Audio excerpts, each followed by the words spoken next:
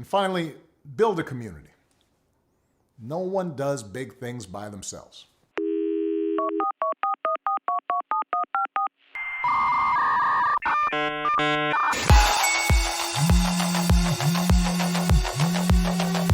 Hi, I'm Alexa.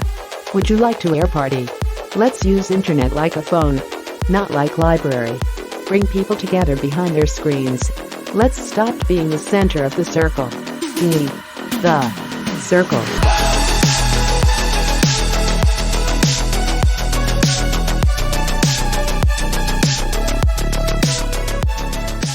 Salut Margot. Salut Alexandre.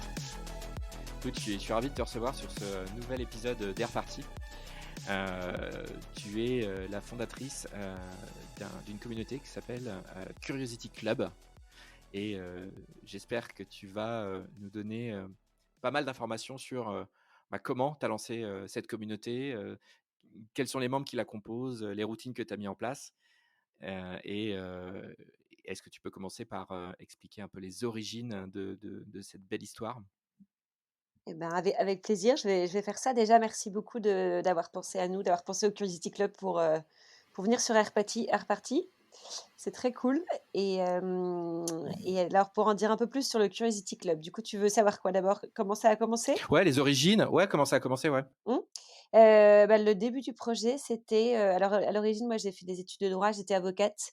Donc j'étais en stage, dans un cabinet à Chicago et c'est un peu là où le projet est né et enfin, en tout cas dans ma tête et puis, Mmh. il a vraiment vu le jour, quand je suis rentrée en France et donc ça, c'était, début 2015 et alors OK. pourquoi il est né? En fait, ça vient de 2 choses.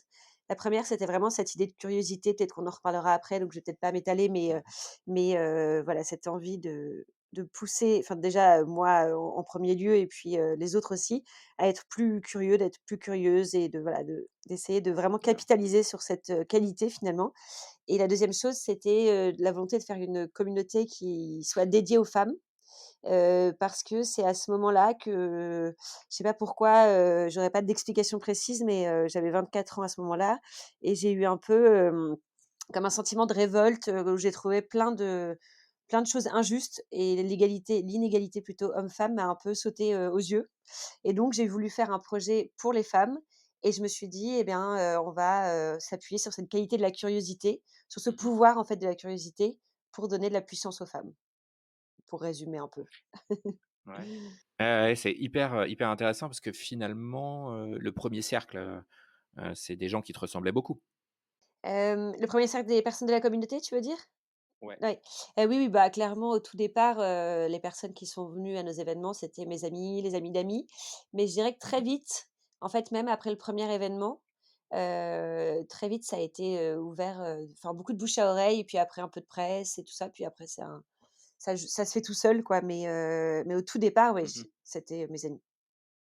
Et au début, ça ressemblait à quoi? C'était des rencontres, dans quoi? Dans des cafés, des restos, Non, alors concrètement, en fait, déjà au départ, moi, j'ai voulu monter quelque chose qui était vraiment à titre privé.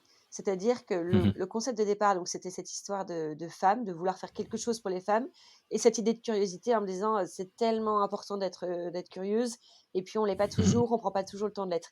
Donc concrètement et la troisième chose aussi, c'était quand même que je ça vient vachement de ce séjour, à Chicago, c'était, Mmh. tous les talks à l'américaine, le fait de prendre la parole. Moi, j'étais assez fascinée par ces gens qui savent embarquer des foules, et qui peuvent te parler de n'importe quoi, mais en fait, ça te donne envie et du coup, ça te fait réfléchir sur tes propres projets. Ça, je trouve que c'est très positif et voilà. Et donc, Mmh. je me suis dit, en rentrant donc à Paris, je vais organiser une fois par mois, chez moi, un événement qui va essayer de mêler un peu tout ça. Et donc, pour la curiosité, je m'étais dit que j'inviterais une amie qui fait quelque chose de complètement différent de ce que moi je fais ou voilà, de ce que j'ai l'habitude de connaître. Et la règle aussi, c'était qu'elle soit passionnée, à venir parler pendant 40 minutes de son Mmh. sujet. D'accord. Et donc, elle, ça l'entraînerait à la prise de parole justement pour devenir quelqu'un voilà, qui sait embarquer les foules, comme je disais tout à l'heure. Mmh. Nous, on apprendrait des choses et on ferait l'effort d'être curieuse puisqu'on apprendrait ce que c'est que d'être pharmacienne, mécanicienne, j'en sais rien, agricultrice. Donc nous, on apprendrait des Mmh. choses. Comme c'était que des personnes passionnées, on aurait cette espèce de voilà d'enthousiasme qui nous s'imprégnerait. Et une fois par mois, c'est pas mal de ressentir ça. Et ce serait que des femmes justement pour faire ce projet dédié aux femmes. Donc à l'origine, devait vraiment être chez moi. J'avais demandé à ma meilleure pote qui est œnologue de le faire. Et puis Mmh. en fait, une rencontre. Je suis sortie dans un bar 15 jours avant. Je racontais ça à voix haute. Je dois parler probablement trop fort.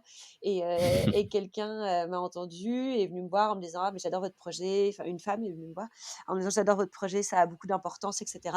Et moi j'ai une cave Mmh. à vin privée dans Paris. Si vous voulez, je vous la prête. Comme ça, Mmh. votre événement n'aura plus Le d'ampleur. rêve. Ouais. Et puis elle m'a donné sa carte. Et en fait, c'est une dame qui s'appelle Hélène Poulit-Duquesne, qui était à ce moment-là directrice internationale marketing de Cartier.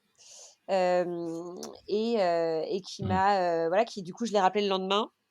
Et elle m'a prêté sa cave. Maintenant, elle est PDG de Boucheron. Et elle nous a prêté sa D'accord, waouh. cave et on a pu faire ça chez elle, en fait. Et du coup, j'ai pu inviter beaucoup plus de personnes que si ça avait eu lieu chez moi. Ça a Mmh. donné beaucoup plus de gueule à mon événement. Et moi qui pensais vraiment faire ça en mode privé, bah, en fait, juste Mmh. après celui-là, il y a eu un tel engouement que c'est vraiment là où ça s'est lancé. Et on en a fait tous les mois depuis 6 ans. Et là, ça a décollé. Ah, d'accord. Mm.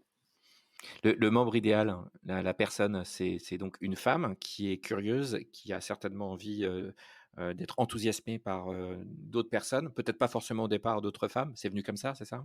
Exactement. Bah, le membre idéal, c'est vraiment donc bon, déjà, c'est une femme puisque nous, c'est un club une communauté qui est ouverte aux femmes, en fait. Hem, OK. Clairement curieuse, comme tu dis, il faut que ce soit des personnes qui soient ouvertes d'esprit, qui aient envie de découvrir, qui aient soif d'apprendre, qui soient ouvertes à tous les domaines. Nous, notre but, c'est que les femmes de notre communauté, elles viennent à nos événements, sans même savoir, qui va venir parler le soir même, en fait. Parce que chaque événement a lieu autour d'une femme et qu'en fait, elles se disent: «J'en ai rien à faire de je sais pas, d'une femme astronaute, moi ça m'intéresse pas, mais j'y vais parce que je sais que je vais apprendre des choses». Et nous, notre job, c'est de trouver la bonne personne, celle qui sait démocratiser aussi un peu le sujet, qui sait en parler, qui sait embarquer les foules, mais que du coup, elle nous fasse confiance. Et puis après, je dirais qu'il y a aussi, une volonté de rencontre. C'est des personnes qui sont ouvertes à rencontrer les autres puisqu'il y a à chaque fois environ 100 femmes à chacun des événements. Et puis un côté aussi un peu international, je pense, d'avoir cette vision, internationale du monde et que de rencontrer des personnes, qui viennent d'un peu partout.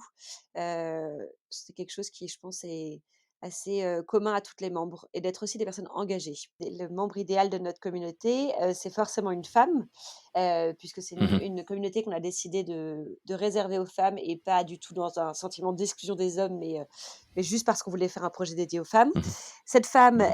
elle est évidemment curieuse, puisque sinon elle se s'intéresserait pas, pardon, à ce qu'on fait.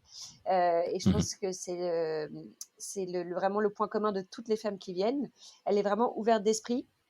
Elle est, ouverte aux autres aussi puisqu'elle vient aussi pour faire des rencontres. Elle a envie de s'élever, elle est souvent ambitieuse, c'est des femmes qui ont envie d'avoir une vie, qui leur ressemble.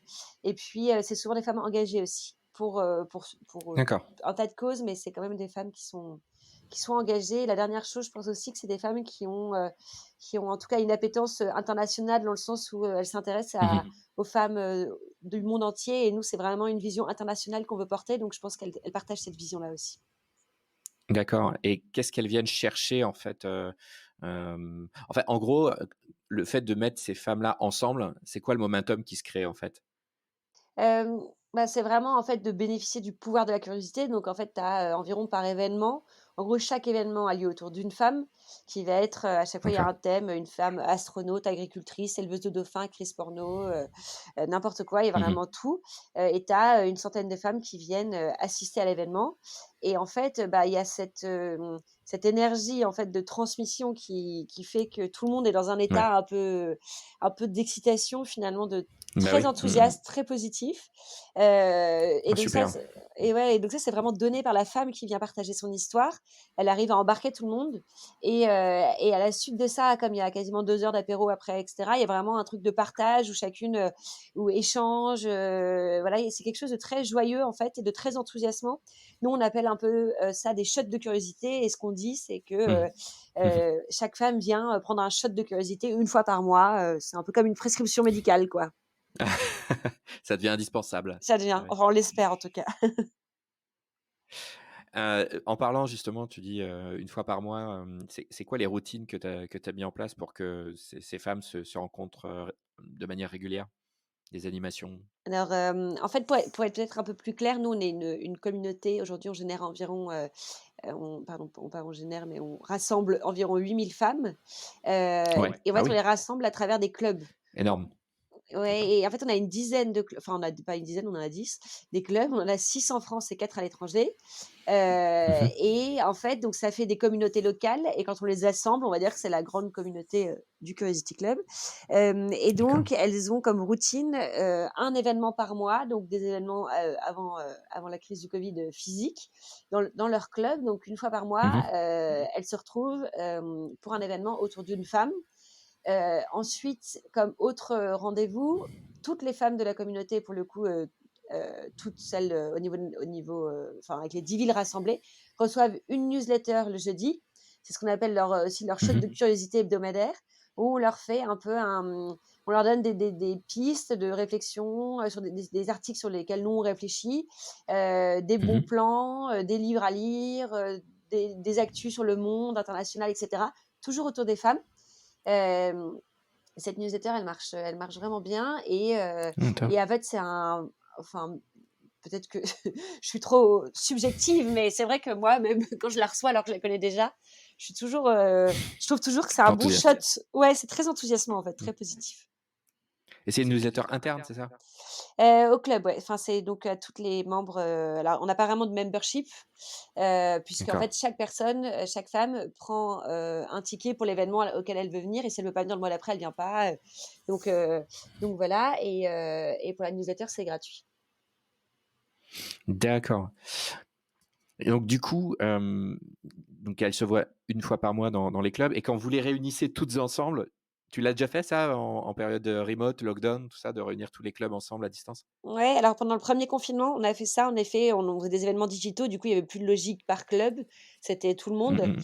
et Oui. donc on l'a fait, ouais, on a fait surtout pendant le premier confinement, on en a fait quelques-uns après, et puis, là, on en fait moins, mais on en refera peut-être. Ouais, c'est sûr que ça doit faire, c'est pas la même chose, quoi, c'est sûr que si vous avez l'habitude Bah, c'est sûr que de vous c'est réunir localement, ouais, ouais. c'est pas la même chose. Après, moi, je suis toujours étonnée de la puissance quand même des événements digitaux. Je trouve qu'on peut Oui. vraiment, enfin moi, ça m'est arrivé d'assister à soit au nôtre, mais aussi à plein d'autres, initiatives qui viennent de d'autres personnes, et je trouve qu'on peut ressortir vraiment ému, touché, Oui. ou Et alors, pris énormément d'énergie, d'événements digitaux. Je pensais pas que ça pouvait autant transmettre d'émotions. ouais, ouais, ouais, je pense qu'on a tous appris ça en 1 an, quoi. Mmh. C'est On a eu le temps d'apprendre. est-ce que tu arrives à réussir un peu d'intelligence collective? Avec tous ces membres, est-ce que tu as réussi à, je sais pas, leur faire produire des choses ensemble, En fait, on a notre newsletter, on fait en sorte qu'elle soit collaborative aussi.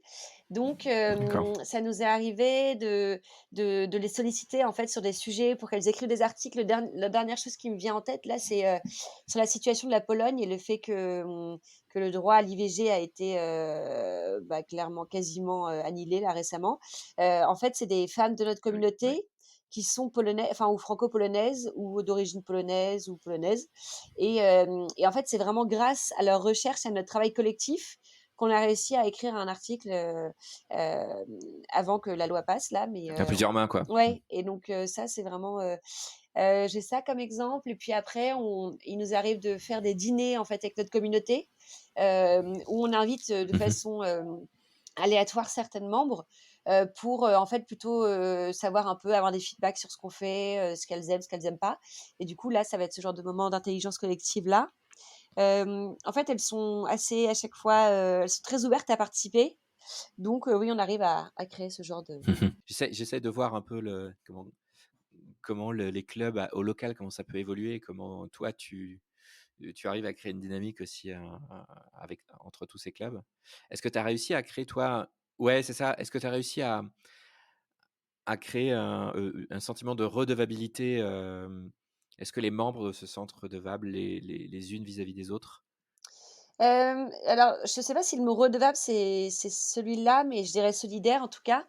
Ouais. C'est, clairement, tu vois, quand on reçoit, par exemple, ce matin, j'ai encore reçu un mail d'une fille qui me dit: «Je déménage à Marseille, vous avez un club à Mmh. Marseille, je connais personne, est-ce que» voilà et donc oui, très vite, on va pouvoir contacter les filles de Marseille et alors, en fait, ce que j'ai pas encore dit, mais qui est primordial pour bien comprendre comment on fonctionne, c'est qu'en fait, chaque club est animé par une équipe locale.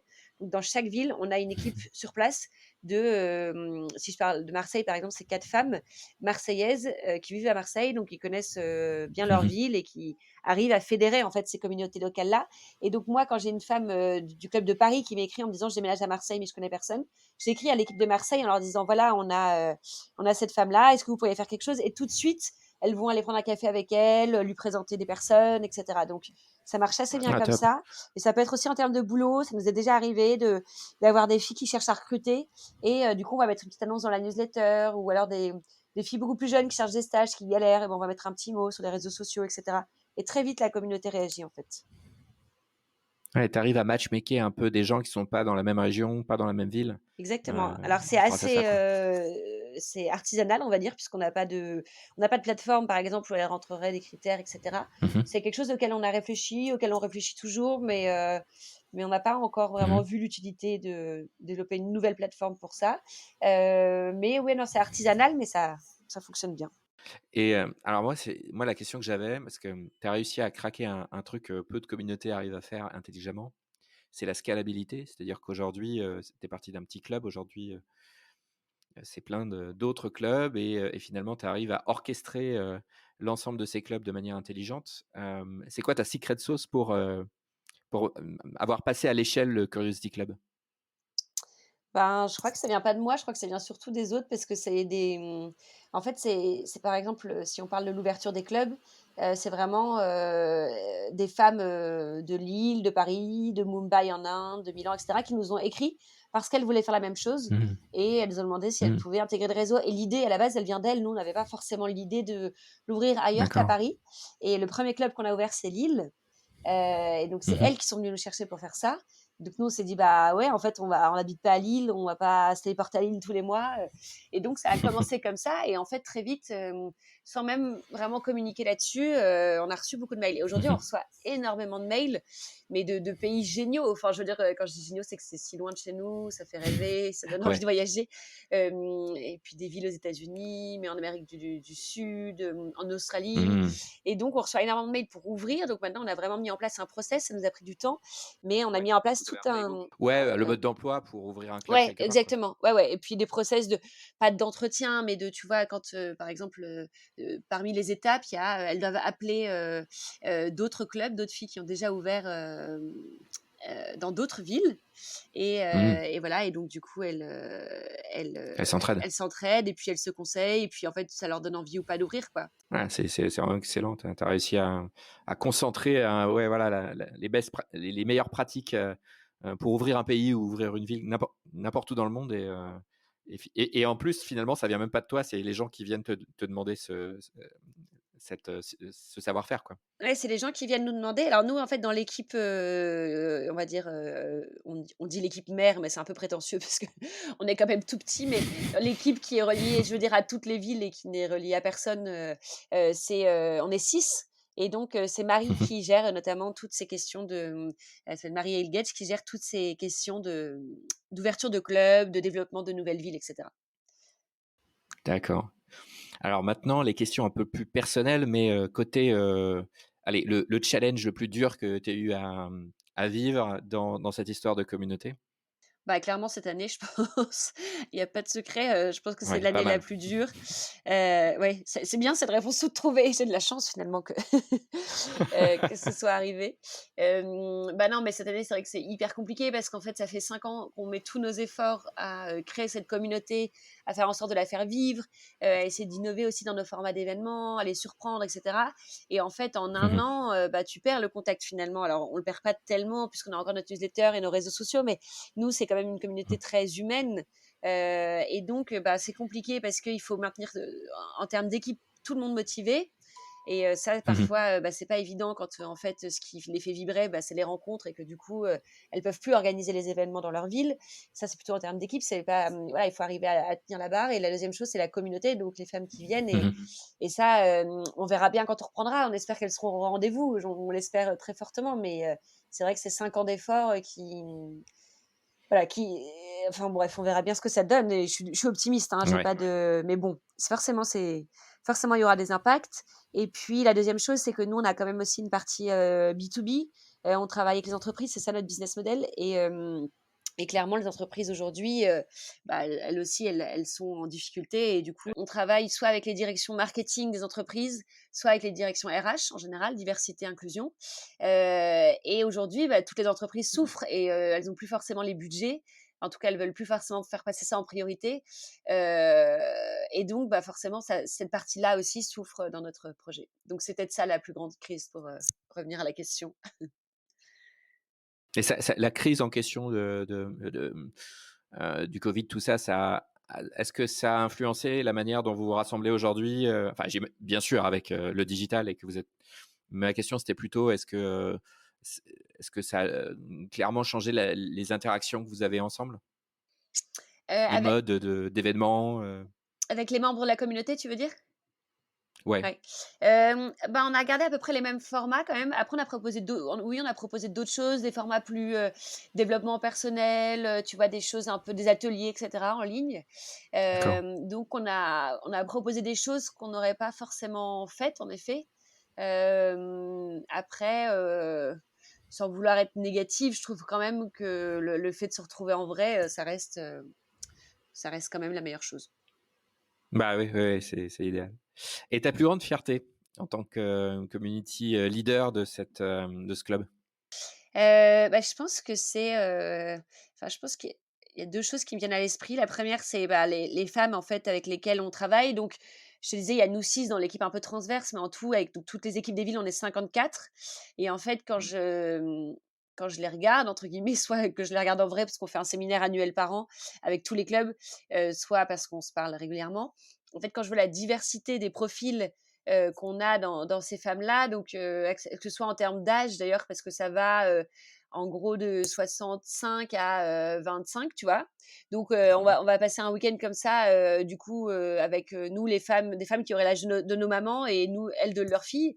Et en fait, on a l'impression qu'il n'y a pas de différence d'âge finalement, puisqu'on est toutes là pour la même chose. Et puis aussi en termes de boulot, finalement, à nous-mêmes, on est un réseau en fait déjà dans les 54 du projet. Et puis en termes d'énergie, de solidarité, de soutien, enfin bref, ça c'est ma plus grande fierté. Et la deuxième, c'est quand on a ouvert, en tout cas mon plus beau souvenir, c'est quand on a ouvert le club de l'Inde et que j'étais partie là-bas et que ça c'était vraiment un souvenir extraordinaire. Je vais pas te rentrer en détail parce que ça peut durer des heures, mais le côté international, en fait, qu'on ait réussi à avoir cet aspect international qui, pour nous, est hyper important puisque la curiosité, c'est aussi de savoir ce que c'est que d'être une femme en Inde, une femme en Chine, enfin voilà quoi. Donc, Ouais, parce que la question culture, ça doit être, des challenges, à chaque fois que tu ouvres, un nouveau pays, il y a une culture différente, ouais, il y a une culture différente. Après, encore une fois, la force, c'est l'équipe locale. Donc, en Inde, c'est des femmes en Ouais. partie indiennes qui s'en occupent. Il y a aussi des femmes expats françaises et allemandes, et voilà. Donc, enfin voilà, on s'appuie vraiment sur leur connaissance Ouais, locale, vous appuyez sur les locaux, bien pour sûr, pas faire d'impair et ouais, bien bien sûr. sûr. Donc, Ton setup technique que tu utilises, alors donc les outils que tu utilises, pardon, pour gérer à distance cette communauté? hem, alors on a Slack. Slack, c'est plutôt en interne, donc avec Mmh. toutes les villes. Donc là, c'est plutôt pour le staff, on va dire. Ouais.